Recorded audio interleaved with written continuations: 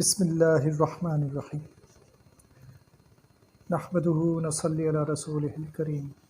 حضرت حکیم اختر صاحب رحمہ اللہ کی کتاب پیارے نبی کی پیاری سنتیں کا سبق چل رہا ہے صلی اللہ علیہ وسلم۔ یاد رہے کہ اس کتاب کا مقصد اللہ سبحانہ و تعالیٰ کی محبت کا حصول ہے، اور خود اللہ سبحانہ و تعالیٰ نے قرآن شریف میں سورہ آل عمران کی آیت نمبر 31 میں رسول اللہ صلی اللہ علیہ وسلم کو خطاب کر کے فرمایا کہ آپ ان سے کہہ دیجئے، یعنی اپنے صحابہ سے کہہ دیجئے کہ اگر تم اللہ سے محبت کرتے ہو تو میری پیروی کرو، تو اللہ تعالیٰ تم سے محبت کریں گے۔ یعنی اللہ کی محبت رسول اللہ صلی اللہ علیہ وسلم کی پیروی کے ذریعے حاصل ہو سکتی ہے۔ چنانچہ اس کتاب میں رسول اللہ صلی اللہ علیہ وسلم کی صبح سے رات تک کی سنتیں جمع کی گئی ہیں۔ اگر ہم ان سنتوں پر عمل کریں گے تو انشاءاللہ اللہ سبحانہ و تعالیٰ کی محبت اور ان کی قربت ہمیں حاصل ہو جائے گی۔ بیت الخلاء آنے جانے کی سنتوں کا بیان چل رہا ہے۔ نمبر 7، بیت الخلاء جانے سے پہلے انگوٹھی یا کسی چیز پر قرآن شریف کی آیت یا حضور صلی اللہ علیہ وسلم کا مبارک نام لکھا ہو اور وہ دکھائی دیتا ہو تو اس کو اتار کر باہر ہی چھوڑ دیں۔ فراغت کے بعد باہر آ کر پھر پہن لیں۔ تعویذ جس کو موم جامع کر لیا گیا ہو یا کپڑے میں سی لیا گیا ہو، اس کو پہن کر جانا جائز ہے۔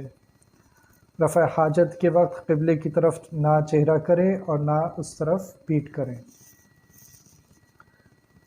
نمبر 9، رفع حاجت کرتے وقت بلا ضرورت شدیدہ کلام نہ کریں، اسی طرح اللہ تعالیٰ کا ذکر بھی نہ کریں۔ نمبر 10، پیشاب پخانے کی چھینٹوں سے بہت بچیں، کیونکہ اکثر عذاب قبر پیشاب کی چھینٹوں سے نہ بچنے سے ہوتا ہے۔ نمبر 11، پیشاب کرتے وقت یا استنجا کرتے وقت عضو خاص کو دایاں ہاتھ نہ لگائیں بلکہ بایاں ہاتھ لگائیں۔ استنجا بائیں ہاتھ سے کریں۔ نمبر 12، بعض جگہ بیت الخلاء نہیں ہوتا، اس وقت ایسی آڑ کی جگہ میں رفع حاجت کرنا چاہیے جہاں کسی دوسرے آدمی کی نگاہ نہ پڑے۔ نمبر 13، پیشاب کرنے کے لیے نرم جگہ تلاش کریں تاکہ چھینٹیں نہ اڑیں اور زمین جذب کرتی جائے۔ نمبر 14، بیٹھ کر پیشاب کریں، کھڑے ہو کر پیشاب نہ کریں۔ نمبر 15، پیشاب کرنے کے بعد استنجا سکھانا ہو تو دیوار وغیرہ کی آڑ میں سکھانا چاہیے۔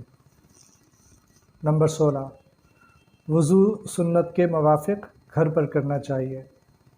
نمبر 17، سنت گھر پر پڑھ کر جانا، موقع نہ ہو تو مسجد میں پڑھنا۔ فائدہ، آج کل جب کہ سنتوں کو ترک کیا جا رہا ہے، سنت کا مسجد میں پڑھنا افضل ہے۔ اللہ تعالی ہم سب کو عمل کی توفیق عطا فرمائے۔